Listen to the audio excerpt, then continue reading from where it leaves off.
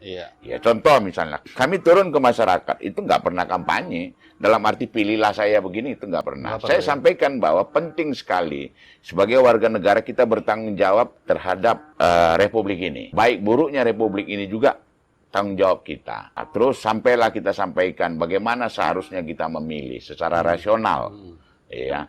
Dan tentu kita memutuskan bukan dalam keadaan tekanan. Iya. Nah, hari-hari ini masyarakat itu cenderung merasa tidak berdaya karena diancam dengan uang 150, 200, dan 250. Teruslah, sampai paket apalah, nggak tahu lah, kayak sekolah kan. Padahal paket-paket itu harusnya gratis kan. Ancaman manis itu, Bang. Nah, justru itu yang kita mau edukasi.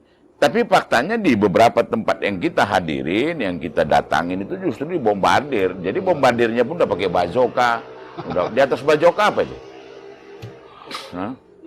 Nah, udah enggak lah, udah pakai bom pas. Kadang-kadang radiusnya udah enggak gitu lah kan. Iya. Nah, itu yang membuat kadang-kadang kita merasa, wah ini ya harus dilawan lah gitu.